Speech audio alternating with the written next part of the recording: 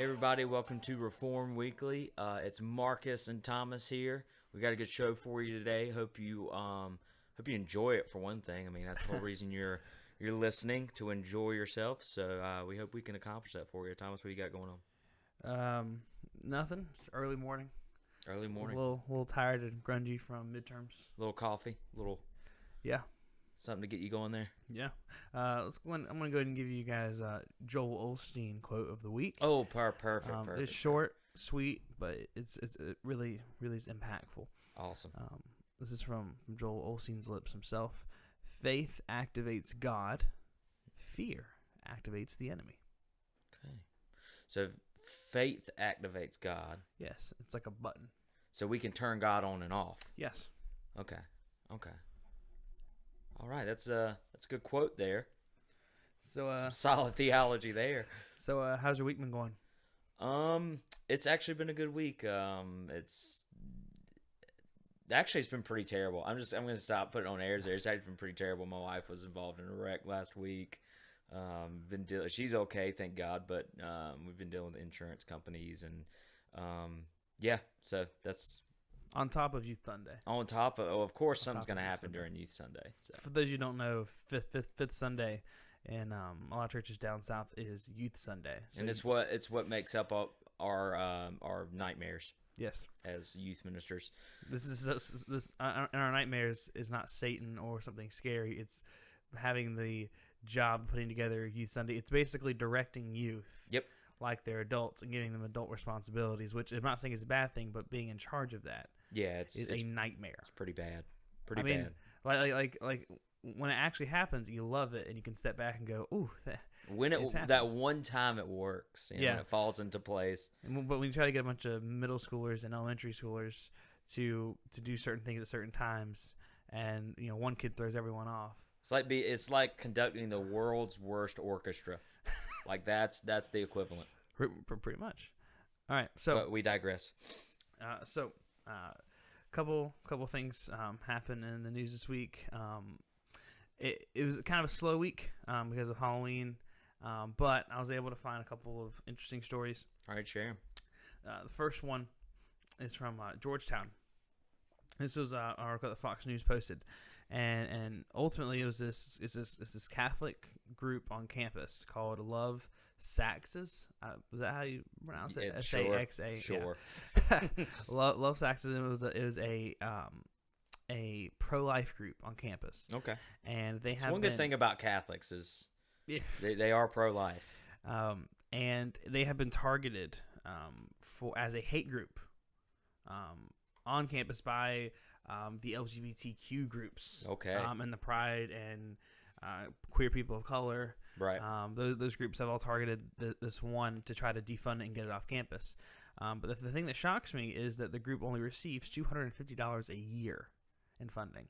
I'm sure. What exactly are they doing with it? I don't know. Well, like here they have a picture of like a booth, and I'm like, okay, so that probably paid for some papers. Yeah, it sounds about right. The article says the pro-choice students senator filed a notice on September 25th arguing Love Sax's definition of marriage and relationships violates university standards by fostering hatred and intolerance. Both. Yeah. So I love how it flips it.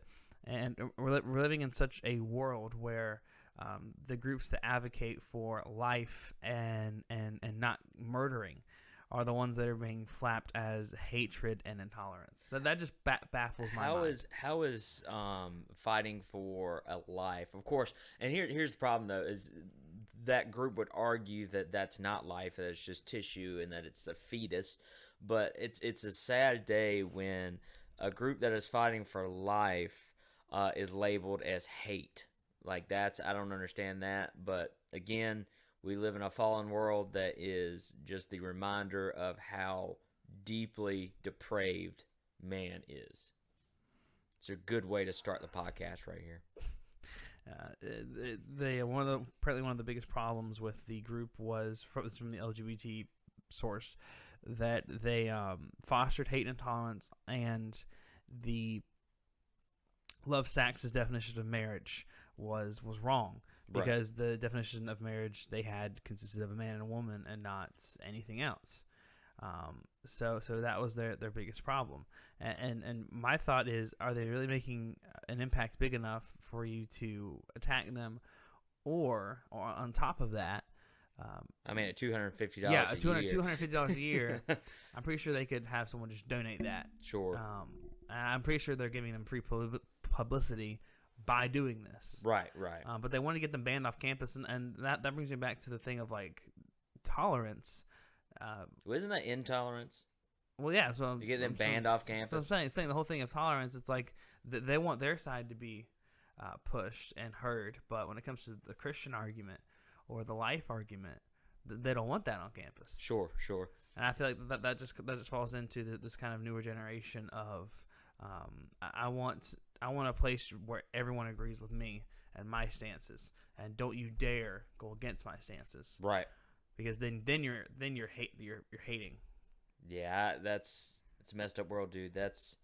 I feel bad for that group. I think this is one of the very few times I could like link arms with Catholics and say, "Hey, you let them have their $250 a year." Another thing that's in the news right now is William Lane Craig did a Q&A on his Reasonable Faith blog and podcast, and it was from a Muslim reader or a Muslim listener, and he asked William Lane Craig, and I believe you have the article as well. Yeah. He asked William Lane Craig about the concept of original sin, I believe. And when William Lane Craig responded, but famed Dr. James White, he's also an apologist or a former apologist, and William Lane Craig is a Molinist.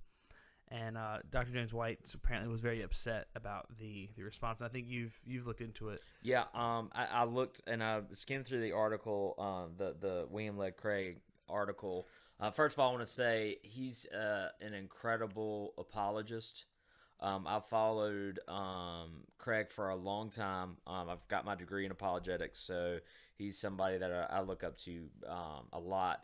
He's a great apologist, but a terrible theologian. Maybe terrible is not. Maybe that's a little bit too harsh. Yeah. I don't agree with a lot of his theologies. Case in point, here he talks about how I believe his words were the Bible weakly attributes original sin, or basically weakly represents original sin, and I gotta say that is just false. Like, that's just not true at all. Like, original sin is in the Bible. Yeah.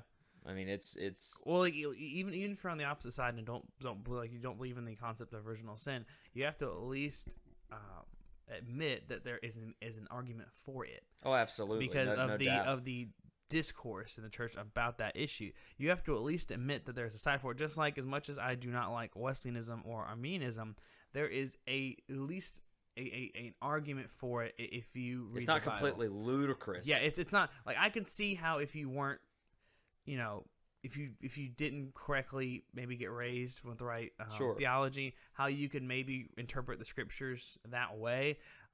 But when it comes to, I have to at least admit that, hey, they have an argument here. Now, I think mine is better, and I think that mine holds up to scrutiny more. But I can say, hey, I can see where they pulled this from.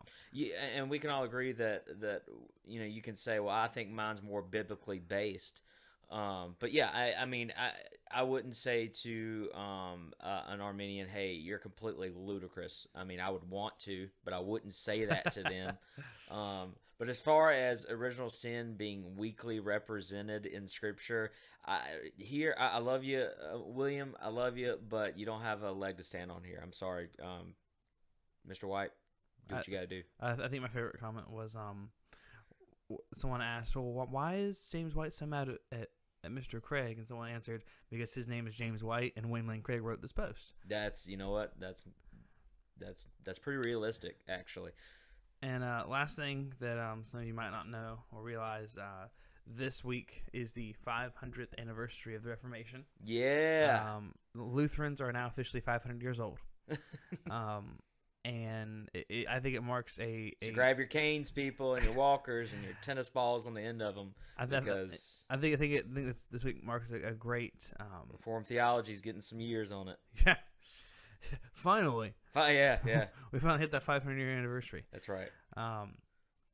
But I think it's a great time to look back at our history Sure. and see where we've come. I mean, I've been teaching my kids about the Reformation. Yeah, I've been trying to cover it, like I said, and I've talked earlier in a earlier podcast about how I try to every year at least touch on the Reformation in a couple on like a Wednesday and a Sunday night, or at least one. Like, and I do it right before Halloween because it's easy for my students to remember when Reformation Day is because it's Halloween.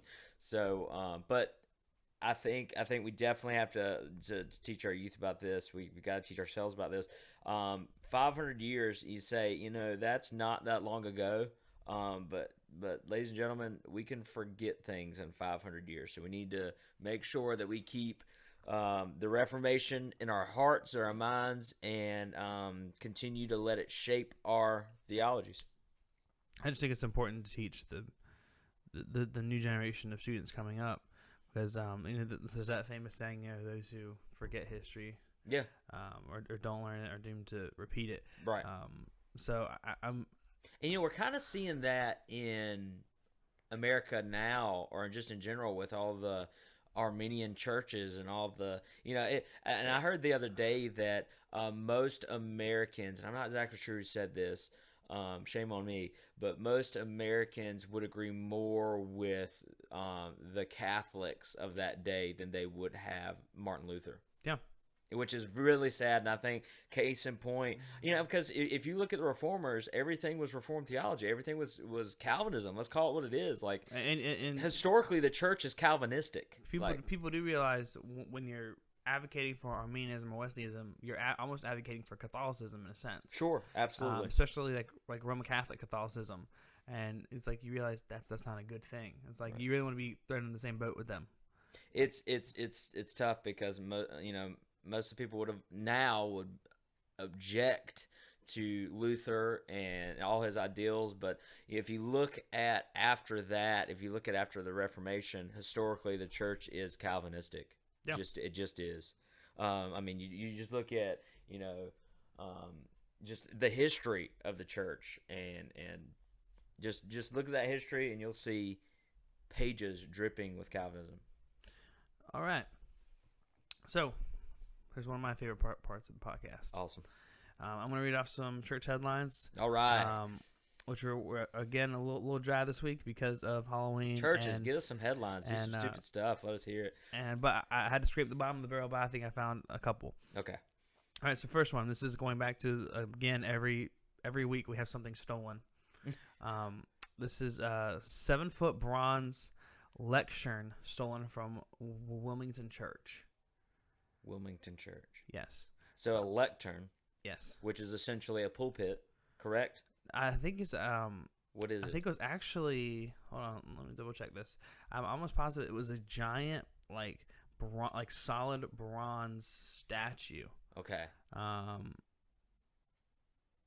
Because my understanding of a lectern is no. Yeah, you're right. A lectern, See, I know. I'm educated. Well, they used a picture of a statue. Well, that's weird. Why would you do that? That was a lectern is like a pulpit. That's basically what it is. 7 foot. Why would you need a 7-footer? 7-foot bronze lectern stolen from Wilmington Church. It's probably Catholics. That's my guess. Catholics love their lecterns. That's my guess. Right. Pastor apologizes for "get on a boat" remark during sermon on honoring flag. Whoa. I looked into this because you should apologize. That's right. I was so curious, and apparently he was doing one of those sermons that a lot of preachers are happy to do now, or they'll just like bash the NFL or the people protesting. Yep. And apparently he was like, well, if you're going to dishonor the flag, well then, because America is God. Get on a boat and get out. That's right. You get out. And he had to come back and backpedal real quick. Well, here's the thing, and this is dangerous because anytime you focus on, like, I don't know, the NFL or things like that, more than once or twice in a sermon, you're off the rails. Because here's the deal: I had revival at my church not long ago, and we had this one gentleman in particular come to last night, and he's an older guy. I respect him, very good public speaker, but this is no lie, folks. he talked about the NFL and how we should boycott them 6 times in his sermon. Now, what does that have to do with the gospel of Jesus Christ? I feel like, and I'm gonna get on my soapbox here, and you're used to this, Thomas, but when we get more concerned and more passionate about not watching a football game because somebody's kneeling during the anthem, we are bowing down and worshiping America. Like, that's what we've come to, is Christians are now more offended if you speak against America than if you speak against Christianity. And I think we're way off the rails here. Does it upset me that some people are trying to disrespect the flag? To some degree, yes. But I'm just going to say this. I've watched some football games, and I'm still a Christian. I think it's a dangerous road to go down when Christians are more passionate about being an American than being a Christian. I mean, absolutely. If you don't like America, why don't you get out? See, that's what I was. If you don't like America, then you can get out. That's exactly what I was trying to. And I feel like I nailed that earlier.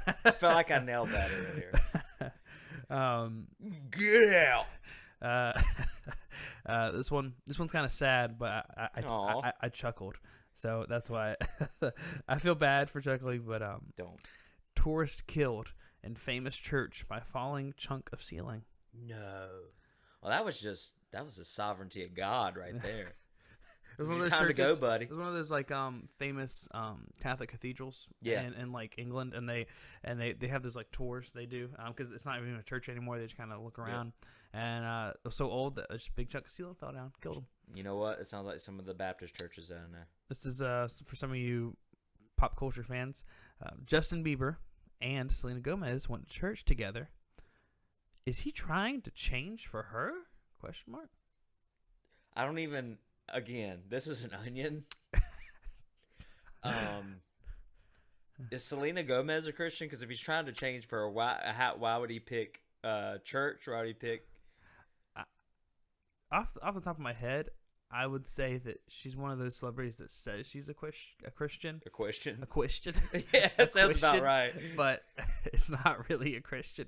I'm not saying I can judge her hard or anything, but from things I've seen Selena Gomez do, what are you talking about here? What has Selena ever done to make you question her Christianity?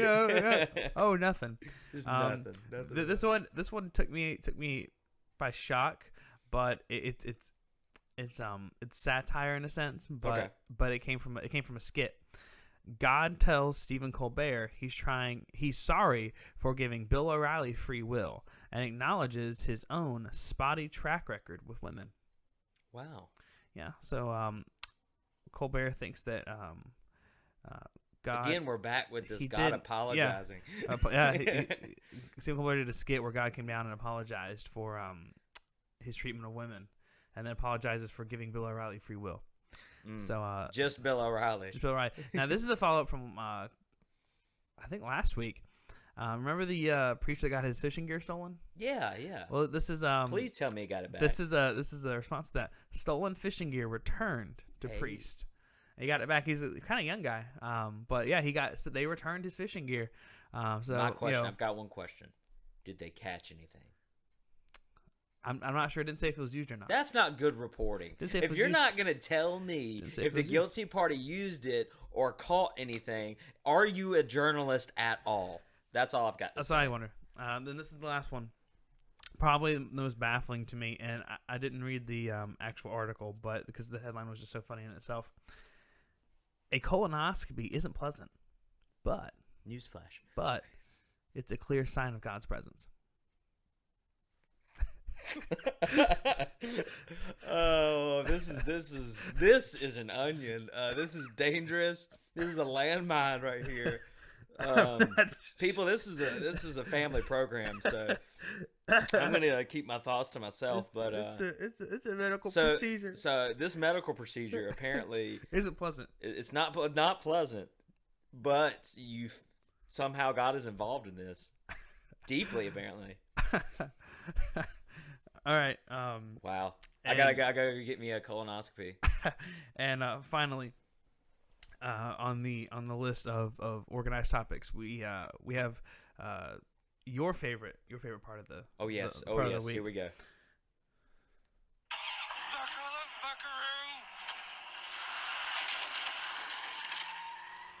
And it is Heretic of the Week. All right.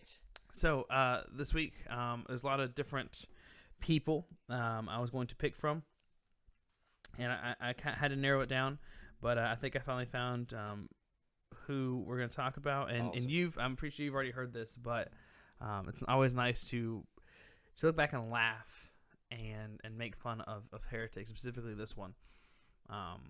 Some of you might have heard of Todd White. Todd White is a former Canadian ice hockey player Okay. turned All right. Todd. Predator cosplayer. He has the hair of the Predator.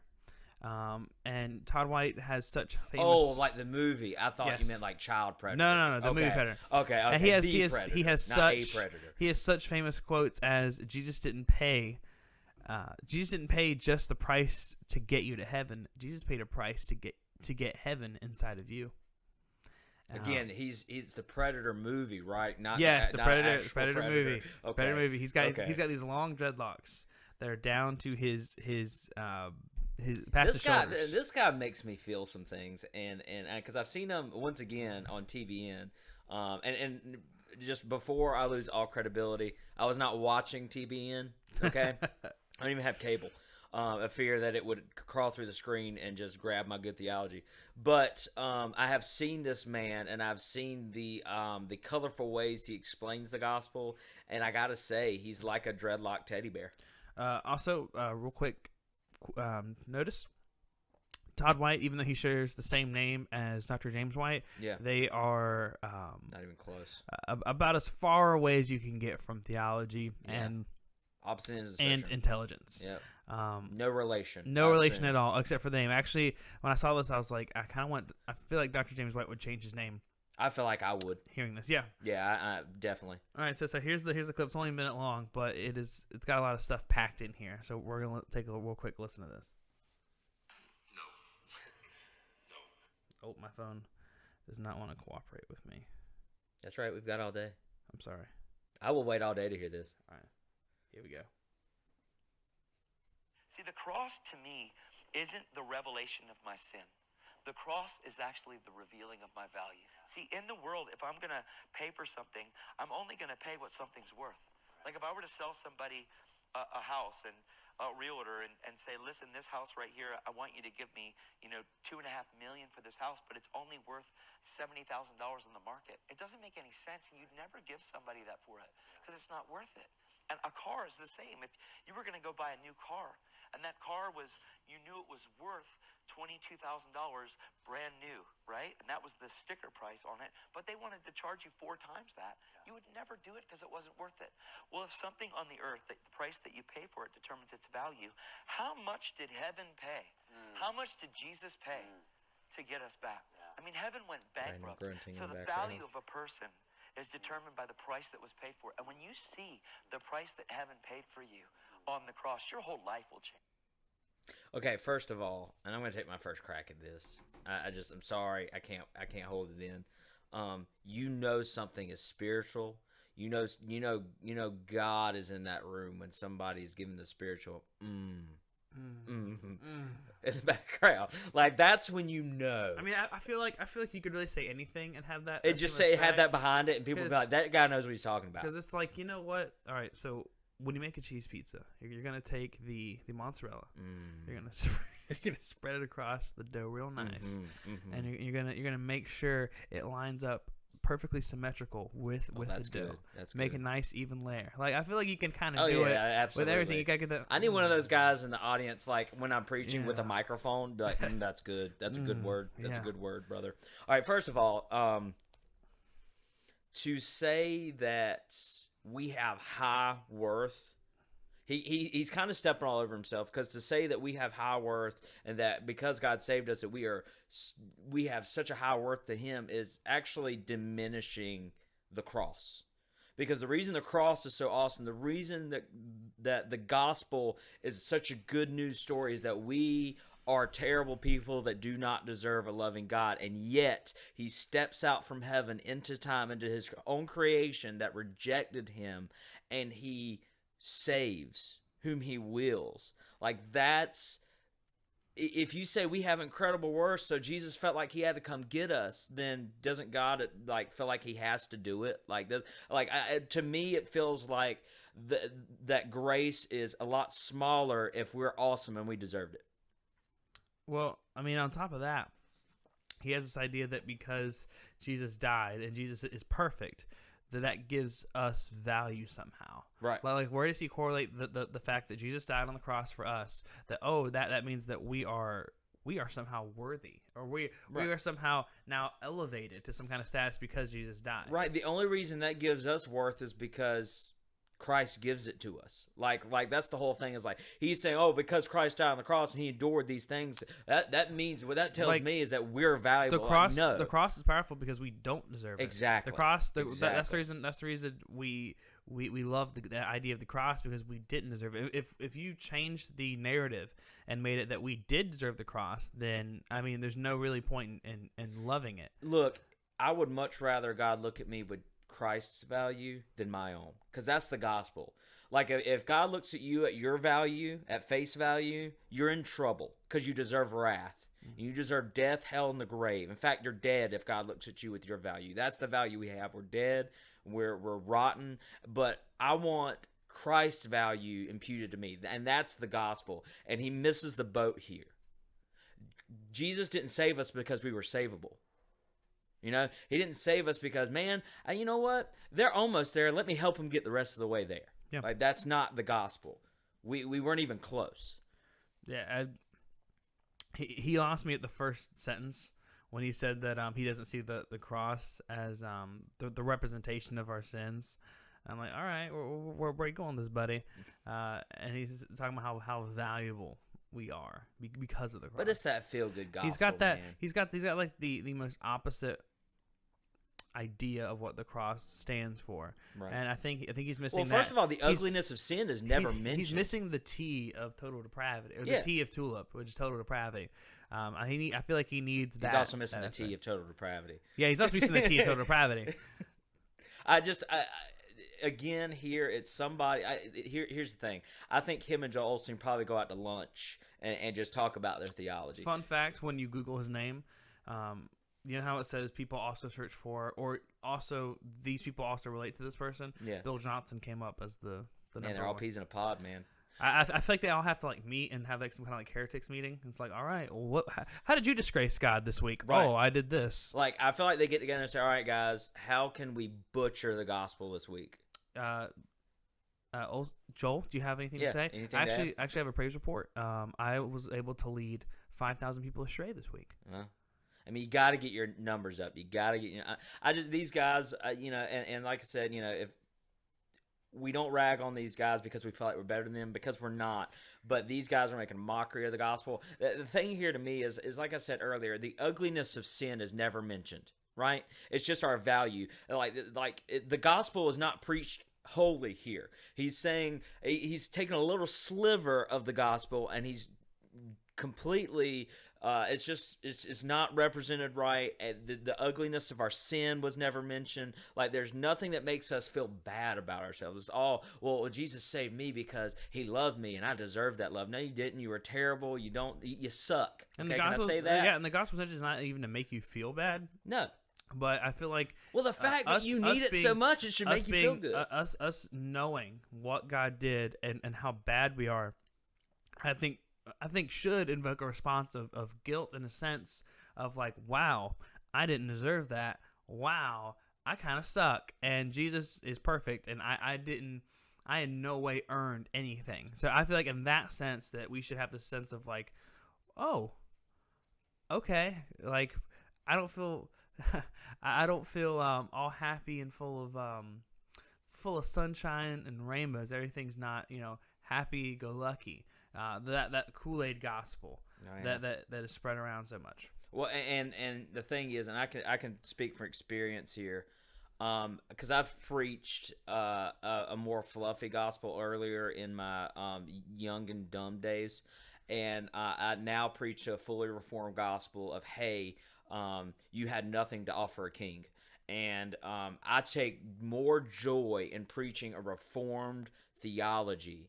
Like, in and of myself, I feel more energized, and I feel, and I'm not talking about just my feelings, you guys. I don't get caught up on my feelings, but I am more joyful preaching that gospel than I am a fluffy gospel. And here's why. Because when I see how much I needed the cross, when I see how terrible of a person I was, and still am, and when I see how in spite of that God chose me for salvation, that'll get you juiced. Like, that'll make you feel some feels, man. Like, that'll get you going. And I think these guys are, I feel bad for them because they're missing out on it. But again, if it weren't for God's grace, we would be the heretic of the week. So, have you had any activity on Twitter in the last week? No, I've had nobody tweet at us or anything. I need to go follow some more people. But again, people, come on, give us some questions, give us some feedback. All right, so we didn't have any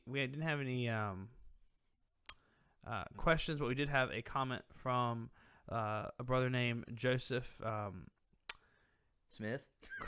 Oh, I hope not. Joseph Quarku. I'm probably butchering your last name, man. I am so sorry. But he writes, it's great to hear about men like yourselves serving faithfully in ministry at non-reformed churches. I'm encouraged not only by your content in this podcast, i.e. good theology, doses of sarcasm, humor. We strive at that aspect. Yes, but also humor game strong, sarcasm game strong. But also by the fact that I am in a very similar boat. I'm also youth minister at a non-reformed church. I'm glad to know there's others like me out there. Thank you for sharing what you did and encouraging folks to open and study their Bibles. Can I just respond to this in a Joel Osteen way here? Go for it. That blesses my heart, and it does. Like I say that jokingly, but that's awesome. Thanks, man, for that. He activates God. He does activate God. Thank you for turning God on for us. That's awesome. Glad to hear from you, man. Keep tuning in. Keep writing in. Tell us your struggles. Tell us things that are going well. We want to know more about your ministry, dude. All right, anything else you wanted to hit? I'd like to go get some food, as we always do. Not really. I mean, week's been good. I'm glad it's the 5th Sunday's over, but I still have trunk or treat coming up. No, I feel for you. So I know you're past that already. See, my church does it after Halloween, just because we get mad discounts on candy. Just to be honest, that's why it's done. Saves me a lot in my budget. So by the way, if you're in the ministry and if your fiscal year is lined up with the calendar year, and if you're in a ministry at all that has to deal with money, you know exactly what I'm talking about. It is now the season to burn through what's left of your budget. So like I don't have to deal with this because we don't actually have a youth budget. We raise our own money and then it just stays in our account. By the way, I mean if you don't have a church that can just provide you with a set budget, that's a great way to do it. So we don't have to do those kind of things. The only thing we have in a sense of a budget is we can spend $100 and the church will refund us $100 a month. Sure. But in these sense kind of a credit of $100 every month. But the sense of like a budget when it comes to we get a certain amount of money. We just fundraise. So I don't have to worry about spending A, B, and C. But I understand the idea of like, hey, we need to make sure our budget does not get shrunk next year. Well, and that's there's pros and cons to each. But I'm blessed enough that I go to a bigger church than the denomination, so I have a good budget now. We don't waste our money. We use our money, and when I first came, I made sure that I told the church that I will not use this money to entertain their kids, that we would use it for outreach. And if the kids get entertained during that outreach, well, there you go.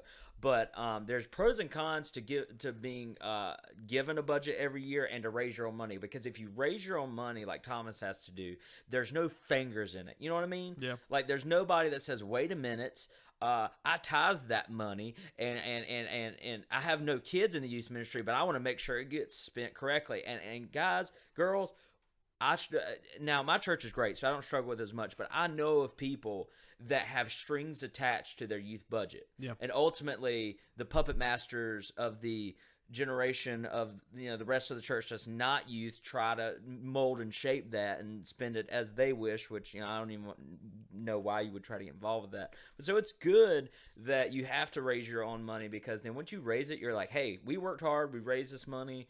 But yeah, we had our last quarterly business meeting just a couple weeks ago, and that's when we get to review our budget and stuff, and I saw what was in there, and I was like, all right, time to make my last shopping spree. Because here's the deal, people, and I don't just waste money, but I don't want to leave too much in my in the account, because when I do, they'll look at what we spent and they'll be like, oh, they consistently leave $2,000 in there, and guess what's going to happen to that $2,000? It's going to get cut by the budget, and we're gonna so if you don't spend it, you lose it.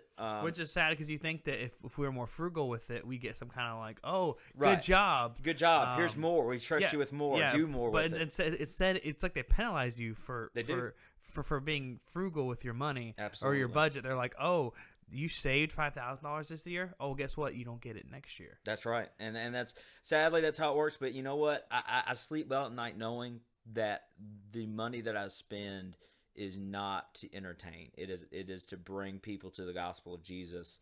And people, money is a real thing. We have to use money for the gospel. That's just as long as we're not trying to make money off the gospel, as long as we let God lead us in how we spend our money. We have to realize that yes, at some point the church outreach has a business aspect to it. It just does.